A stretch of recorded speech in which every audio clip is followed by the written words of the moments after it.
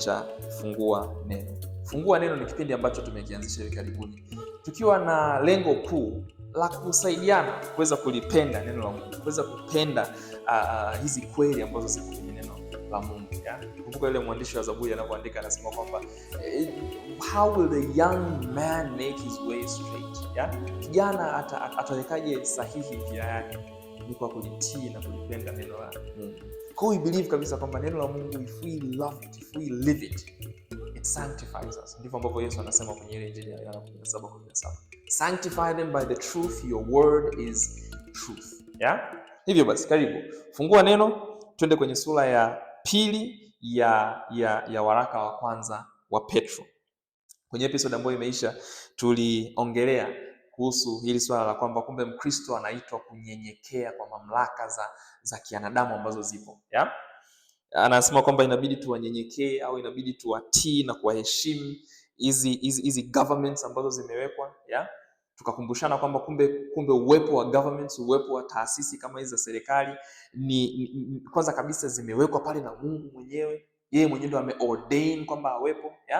Sisi tunaweza tukaangalia kwa macho ya haraka kwa ulimwengu wa nyama tukafikiria kwamba kwa sababu tulimpigia kura ndio maana ni rais. Ni kweli tulimpigia kura ndio maana amekuwa rais. Lakini kumbuka, kuna Mungu ambaye alikuwepo tangu eternity past, ambaye anajua everything that will happen in the future, na yeye ndio ambaye ana establish kingdoms. He brings up kings, he tears them down. Hiyo ndio sala ambayo tunaiona hata kwenye ile kwenye Samueli kwenye kitabu cha kwanza cha Samueli, yule Hana ambaye alikuwa anasali. Kwenye sala yake kuna maneno anayoweka mule ndani. Kwenye sala yake yenyewe sura ya pili anaongea kuhusu the sovereignty of God. He is the one ambaye ana establish kingdoms. Kwa hiyo tusiangalie taifa limekuwa kuu tukasema kwamba limekuwa kuu kwa sababu tu lenyewe lilivyo. Hapana. Mungu anahusika kwenye ukuu wa taifa. Mungu anahusika kwenye tearing down mataifa ambayo hayamtii. He is the one that establishes it for his own glory. Ndio maana tunakumbusha hapa duniani tunapita tu. Everything is temporary. Kwa hiyo sisi inabidi tuweke tumaini letu katika yale ambayo yanakuja.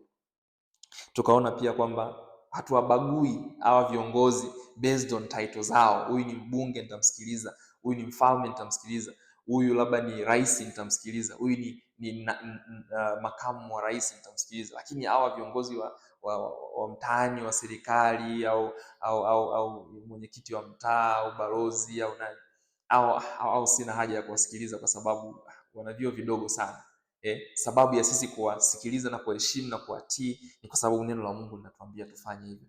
Nakumbuka haya maneno yalikuwa anawaandikia Wakristo ambao wako wanawindwa na hiyo serikali ambao wanaambiwa waitii.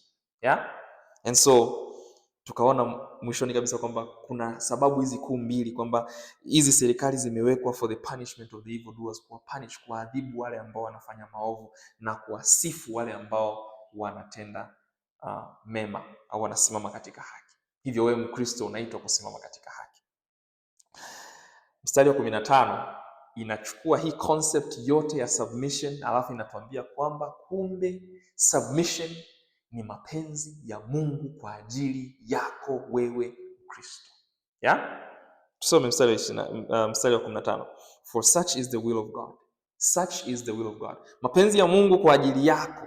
Mapenzi ya Mungu kwa ajili ya maisha yako ni nini? Is that by doing right, kwa kufanya kile kilicho sahihi, kwa kufanya kile ambacho sio uovu. By doing right you may silence the ignorance of the foolish. Kwa kufanya kile ambacho ni sahihi, kwa kufanya kile ambacho ni cha haki, then utastopisha au utasilence, utanyamazisha upumbavu, utanyamazisha ujinga wa watu ambao ni wapumbavu. Utawanyamazisha. Kwamba what are you doing? Wewe unafanya kile kitu ambacho ni cha haki. Wewe unafanya kile kitu ambacho ni sahihi. Wale wapumbavu kule nje, wale watu ambao wamejawa na ujinga, watakuwa na kuangalia na kusonta, wanasema kwamba hawa Wakristo wana shida, hawa Wakristo wana matatizo, hawa Wakristo ni wasumbufu. Lakini wakikuangalia maisha yako, wakaona kwamba wewe ni mlipa kodi mzuri, wakaona kwamba wewe unatii sheria, wewe unafuata sheria, wewe unaheshimu vyombo vyote vya dola ambavyo vipo, unaheshimu serikali ambayo umepewa, then it will silence the ignorance of foolish men. Yeah? That is the will of God for you. And then sometimes waga tunasumbuka sana kuanza kufuatilia what is the will of God for me. Watu wanakaa all night wanashindwa kulala trying to figure out hivi mapenzi ya Mungu katika maisha yangu ni yapi? Mapenzi ya Mungu katika maisha yangu ni yapi? Lakini tukisoma tu Biblia tunaiona hapa. Tunaona kabisa anasema kwamba such is the will of God for you. Mapenzi ya Mungu katika maisha yako Mkristo ni kufanya kile ambacho ni sahihi. It's to do what is right so that you can silence the foolishness, the ignorance of foolish men. Yeah?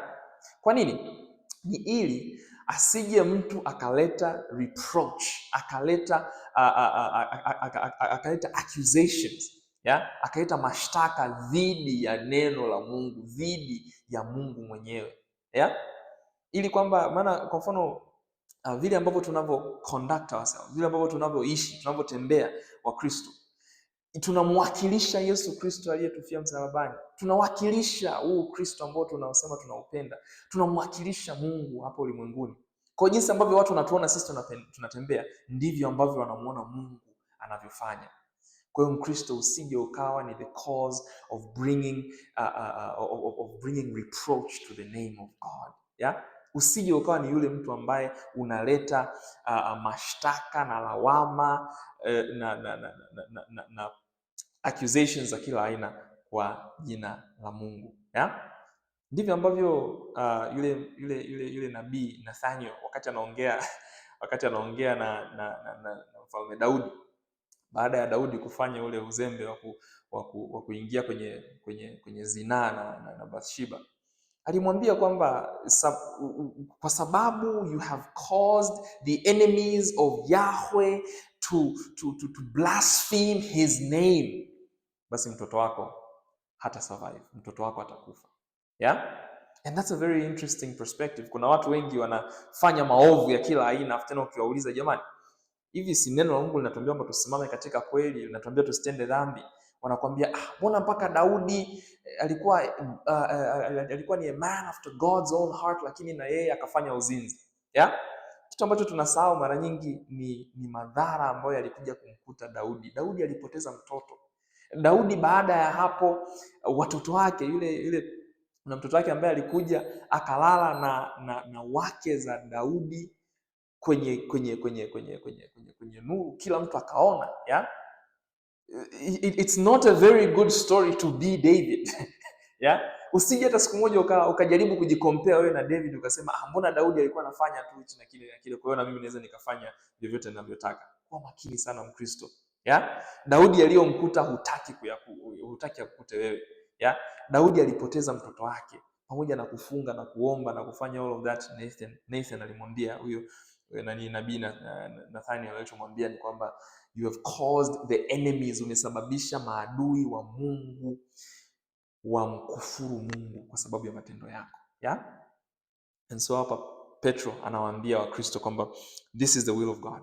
Kwamba ukifanya mema, Mkristo ukifanya mema, then you silence zile arguments za wale wapumbavu. You silence the ignorance of the foolish. Yeah? Mstari wa 16 una reinforce this same idea, act as free men. Anawaambia kwamba you should act as free men, inabidi muishi kama watu mlio na uhuru. Act as free men and do not use your freedom. Usitumie uhuru wako Mkristo as a covering for evil, kufunika uovu. Mkristo, niseme tena, usitumie Ukristo wako, usitumie uhuru wako katika Kristo kufunika maovu yako. Yeah? Kwa sababu that is what we do sometimes. Tunajiona kwamba kwa sababu sisi ni Wakristo, hatuishi chini ya sheria anymore. Yeah? Hatuko chini ya sheria, tuko kwenye wakati wa neema. Kwa hiyo tuko huru tu kufanya chochote ambacho tunachotaka kufanya. Lakini kumbuka, tukirudi tu kwenye ile sura ya pili, hapa kwenye mstari wa 9, alituambia kwamba but you are a chosen race, mmeteuliwa, a royal priesthood, nyinyi makuhani, a holy nation, nyinyi ni taifa takatifu. Afa akasema a people for God's own possession, mnamilikiwa na Mungu. Kwa kumbe uhuru wako Mkristo, ndio uhuru wako unatoka nje ya dhambi. Huo ndio uhuru. Ndio maana Yesu alikuwa anawaambia wale Mafarisayo kwamba kwamba whom the son sets free, yule ambaye wekwa huru na mwana atakayemweka huru, basi anakuwa uhuru kweli kweli. You're free from sin. Na Yesu ana reinforce hii idea kwenye hiyo sura ya 8 ya Injili ya Yohana, anawaambia kwamba he who sins is a slave to sin, yule ambaye anatenda dhambi ni mtumwa kwa hiyo dhambi. Kwa hiyo Mkristo, usije ukatumia uhuru wako katika Kristo kurudi huku tena kuanza kutenda dhambi, kwa sababu unachokifanya Mkristo, unakuwa unarudi kwenye utumwa na wakati umeshawekwa huru. Ndio maana anawaambia act as free men. Act as free men. Ishini kama watu wenye uhuru. Yeah? And that's for you, Christian.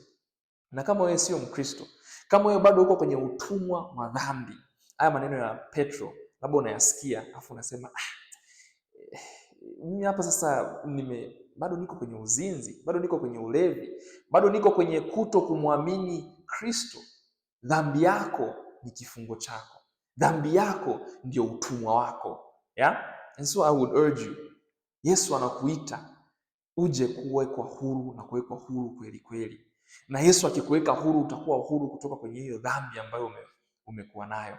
Unawekwa huru kutoka kwenye kuto kuamini. Unawekwa huru kutoka kwenye ile ghadhabu ya Mungu ambayo inawajia wale ambao hawatamwamini Kristo. Yeah? Act as free men. What would you do sasa hivi? Weka imani yako katika Kristo. Achana na dhambi yako, geuka, turn around, repent, tubu dhambi zako, mkimbilie Yesu, so that you can act as a free man. Lakini to you Christian, Petro anaandika anasema, act as free men and do not use, usitumie uhuru wako as a covering for evil, but use it as a bond slave of God. Yeah? Kumbuka ile neno bond slave, kama unalikumbuka kwenye ile series ya Wakolosai. Tuliongelea kwamba hili neno hapa ambalo linatafsiriwa bond slave ni neno doulos. A direct translation, a literal translation ni mtumwa. Yeah? Kwa hapo tumeongelea utumwa upande wa dhambi, lakini kumbe kuna utumwa wa upande wa pili. Uhuru wako, this is a very interesting idea. Petro anawaambia Wakristo kwamba tumia uhuru wako, usitumie uhuru wako kuficha maovu, bali tumia uhuru wako kama mtumwa wa Mungu. It is so beautiful. Yeah? It is so amazing ukifikiria kwa namna hii, kwamba mimi niko huru kutoka kwenye dhambi ili niwe mtumwa kwa Mungu. Kuna raha ya kuwa mtumwa kwa Mungu. Kuna raha ya kuwa bound to God. Mungu ambaye yuko juu ya yote, juu ya mamlaka yote, juu ya falme zote, juu ya nguvu zote za ulimwengu. That is God. Huyo ndio Mungu ambaye sisi tunamtumikia. Ndio maana tunaitwa watumishi, tunaitwa watumwa wa Mungu. Kwa hiyo Petro anawasisitiza Wakristo kwamba usitumie uhuru wako. Na hii ni kusisitiza wewe Mkristo, nijisisitize hadi na mimi. Tusije tukatumia uhuru wetu kama Wakristo kurudi kwenye kutenda dhambi, kuficha maovu. Yeah? Kwa sababu hapa ukirudi kwenye context ambayo alikuwa anaiongelea hapa kwamba we should submit ourselves, inabidi tukae chini ya hizi mamlaka ambazo ametupa Mungu, mamlaka za serikali, mamlaka za hizi serikali, mamlaka za vyombo vya dola na vitu kama hivyo. The idea hapa ni kwamba usije ukasema kwamba mimi ni Mkristo, ni sawa mimi kukiuka hizi sheria. Usitumie uhuru wako kama Mkristo kufunika uovu, bali tumia uhuru wako kama mtumwa wa Mungu. That's what you should do. Yeah? Ina maana kila sehemu unayoenda wewe, you are bound to God to do what is right. Uko katika Mungu, umefungwa katika uwepo wa Mungu kufanya kile kilicho sahihi. That is the will of God for you. Mstari 17, honor all people. Yeah? Waheshimu watu wote. Sio watu wa aina fulani tu, sio watu wenye vyeo, sio watu ambao wana vyeo vikubwa zaidi kuliko wengine. Honor all people. Watu wote waheshimu, honor them. Yeah? Hiyo ndio Mkristo anachofanya. Mkristo wewe unachofanya, unatakiwa waheshimu, uwe na heshima na kuweza kutii watu wa kila aina, watu ambao wako juu yako, watu ambao wako chini yako, watu ambao wanakuzidi kiuchumi, watu ambao wako chini yako kiuchumi, watu ambao wana magari ya kifahari na watu ambao wanaendesha baiskeli au hawana kabisa hata vyombo vyote vya usafiri, watu ambao wanaendesha ndege na watu ambao wanapanda daladala. Honor all people. Usiwe Mkristo ambaye kwa sababu moja au nyingine unahisi ni sawa ku look down on certain people. kuangalia na kudharau watu wa aina fulani fulani. Yeah? Don't be caught. Usije ukakamatwa kwenye dhambi ya ubaguzi. This is what Petro anachokisema hapa. This is what Peter is saying. Kwamba honor all people. 2, love the brotherhood. And this is interesting hapa. Kwa hiyo upande mmoja waheshimu kila mtu. Upande wa pili wapende wale washirika, wapende wale ndugu zako katika imani. Brotherhood hapa tuliongelea zaidi kwenye ile sura kwenye ile series ya Wakolosai, kwamba Wakristo walichokuwa wanaitana wakati huo walikuwa wanaitana brothers au brethren, ni wanandugu katika imani. Kwa hiyo hapa anasema watu wote waheshimu, lakini wale watu ambao katika imani wapende.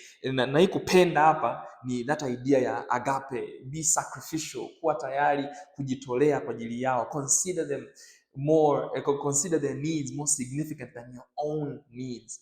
Yeah? Tunaishi leo kwenye ulimwengu ambao unaweka kipaumbele kwenye mahitaji binafsi. Unaweka kipaumbele kwenye yale ambayo tunahitaji sisi kwanza kabla yale ambayo watu wengine wanahitaji. Tuko radhi watu wafe kwa njaa as long as sisi tuweze kushiba kwanza. Yeah? Ni sawa, ni vizuri to take care of yourself, lakini you need to love the brotherhood. Yeah? You need to love people. Na hapo tunaiona kabisa ni kama ana reinforce ile idea ambayo alikuwa anaisema kwenye sura ya kwanza mstari wa 22, since you have in obedience to the truth purified your souls for a sincere love of the brethren. A sincere love, mapenzi ambayo ni ya kweli kwa ajili ya wanandugu wetu katika imani. Fervently love one another from the heart. Pendaneni kwa juhudi kutoka moyoni. Yeah? And let me ask you right now Mkristo, hivi unawapenda Wakristo wenzako? Yeah? Do you love them? Are you sacrificial for them? Do you consider their needs more relevant, more important than your own? Kwa sababu tukiangalia hizo motivational speeches nyingi ambazo tunakutana nazo leo kwenye social media, nyingi zinatuambia no, jipende wewe kwanza. Wewe ndio the first priority. Wewe kwanza, alafu wengine watafuata baadaye. Kwa hiyo tunajikusanyia mali, tunajikusanyia muda, tunajikusanyia yote ambayo macho yetu yanaona ni mazuri. Alafu mabaki ndio tunawapa watu. Lakini Biblia inachotufundisha is actually quite the opposite. Love God and love people. Love your neighbor as yourself, which is the second greatest commandment. Yeah? Umpende jirani yako kama unavyojipenda mwenyewe. Kwa hiyo jinsi ambavyo unajikusanyia mali, you should be doing the same kwa kukusanyia watu mali. Jinsi ambavyo wewe mwenyewe unajipenda, that's what you should do. Inabidi uwapende wengine. Jinsi ambavyo wewe unajitreat, you should go ahead and treat others in the same way, kwa upendo. And then finally anasema fear God. Yeah? Honor all people, love the brotherhood, fear God. Hii fear ambayo tunaiongelea hapa, tulishaiongelea mara kadhaa, kwamba it's not fear ile ya woga. Of course inaweza ikawa ina sentiment hiyo, lakini the fear ambayo anaiongelea hapa, the fear of God, ni reverence, ni heshima, ni kumcha Mungu. That's what he's saying. Kwa Mkristo, waheshimu kila mtu, upende wale ndugu zako katika Kristo, alafu mche Mungu. Yeah? Mkristo, nikuulize tena, unamcha Mungu kwenye maisha yako, kwenye mawazo yako, kwenye fikra zako, ukiwa na ndugu zako, ukiwa na jamaa zako, ukiwa na marafiki zako? Je, unamcha Mungu kama vile yuko na wewe kila sekunde ya maisha yako? Yeah? Au labda kuna sehemu ambazo bado umeacha magepo hapa na pale? Halafu mwisho anarudia that same sentiment ya submission, that is the will of God, ile kunyenyekea kama vile ambavyo ilikuwa ni mapenzi ya Mungu. Honor the king, mheshimu mfalme. Yeah? Sisi kwetu siku hizi hatuna wafalme wengi, lakini mfalme huyu anaweza akawa replaced na kiongozi yoyote ambaye yuko madarakani kwenye taasisi yoyote ambayo ni human institution, taasisi ya wanadamu. That's the will of God for you, Mkristo. Submission. Yeah? Submission. Ukiwa unapita kila siku, siku hadi siku, hakikisha you honor all people. Hakikisha kwamba inasema you love the brotherhood, you fear God, and you honor King. Amen.